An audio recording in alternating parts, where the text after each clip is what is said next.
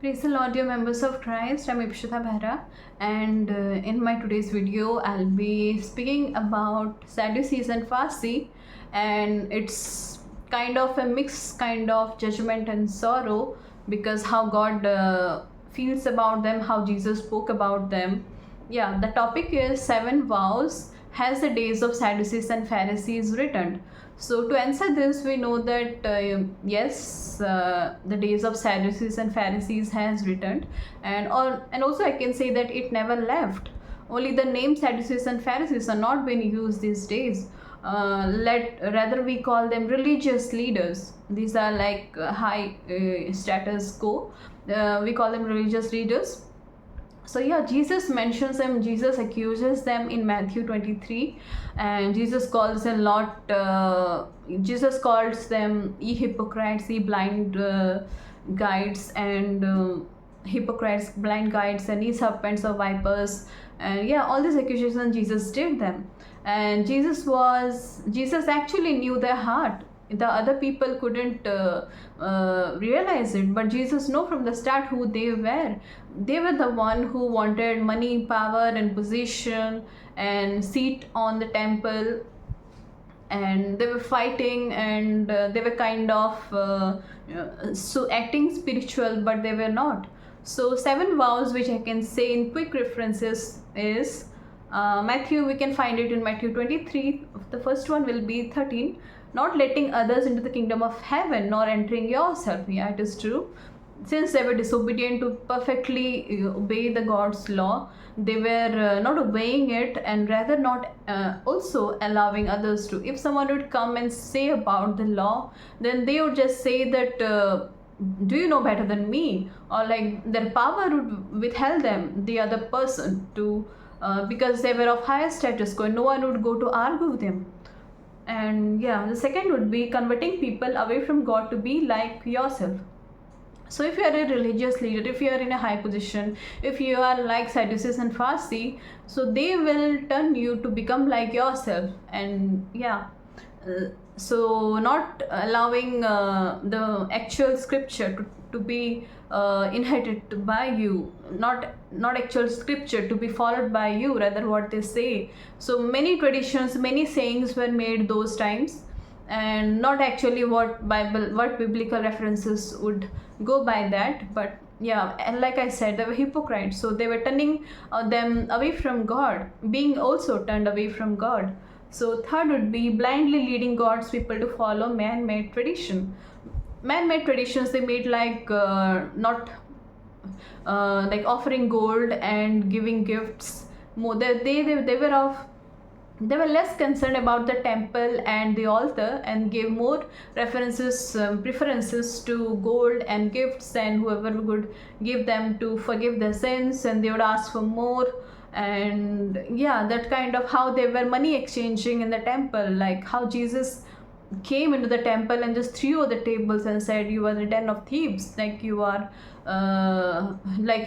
what you are doing, it is wrong. And Jesus became wildfire, and yeah, Jesus was really angry during those times with the Sadducees and Farsi, and Jesus clearly gave them answers whenever they asked, and Jesus was kindly bold enough to answer them and accuse them. So yeah, the number 4 would be involving yourself in an insignificant details, ignoring what is really important, like justice, mercy, and faith. So yeah, they were just curious about small details, and rather forgot the bigger issues, bigger details, like giving people, showing kindness towards people, love and mercy, and faith. The faith was not intact in them. They were quite far from God's faith, and like how God would listen, and they even prayers were far away from God. God would never listen. We see the example of the Pharisee and the tax collector. We know from the Bible that when the Pharisee prayed, he made himself he actually exalted himself by saying that what he does and how great he is in doing his tithes and offerings and what he does. And in the other hand, we see how the tax collector person could never see upward while praying, for he was guilty of his sin. So we know who went justified. We know the tax collector went justified by his prayer, and his prayers were answered, and not of the Pharisee. So yeah, that's what like they were. So the fifth one would be keeping up appearances while your private world is corrupt. So yeah, keeping up appearances, they were wearing high royal clothes, and they were just wanting to wear the best of all kind, and wanted to have power, and however their private life was corrupt. Money exchanging and corruptible wickedness, kind of lying, and all kinds of wickedness they might be having in their personal life. And Jesus knew that. Jesus could clearly see that in them. And sixth point would be Matthew 23:27 and 28, acting spiritual to cover up sin. So yeah, since they did not they were having corrupt life, so they had to show their spirituality in order to cover their sin, so that their status may not degrade, so that their position may intact. So that's how they were actually leading their congregation, however actually leading their synagogues or temples. So lastly, the seventh would be pretending to have learned from past history, but your present behavior shows you have learned nothing. So they would know all the Torah by hearted, maybe about Abraham, Isaac, Jacob, and David and Solomon, and most of the prophets, Elijah, Elisha, and however they have learned from all the past histories, but it was as if they have learned nothing. If they had known the history, and they could have known how the prophets were killed, how they were martyred, then they would have justified by the word of, and they would be obedient to God's word, but they were not. Because of their behavior, we can say that they were not obedient to what they say, and they were just claiming that they know everything. Yeah. So Jesus made this stinking accusation because the religious leader hunger for more power, money, and status, and had made them lose sight of God.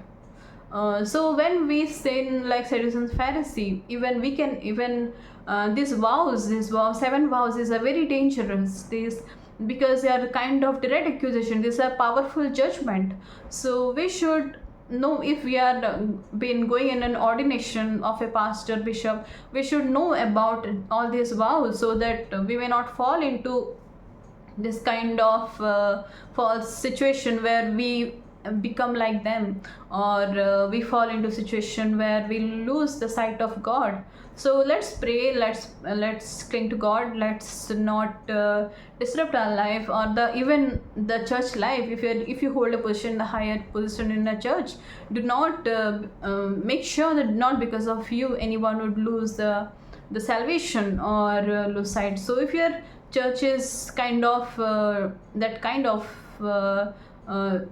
letting you disobey God, then it's better not to be in that church, and ask for the God to show you a fellowship where it is worshipping God, and where truth and obedience are actually being concerned, and where love and mercy, kindness rules.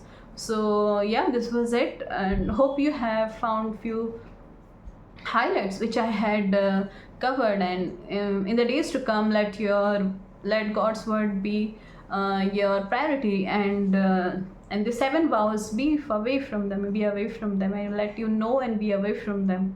Thank you for listening to this video sermon, and yeah, God bless you. Thank you.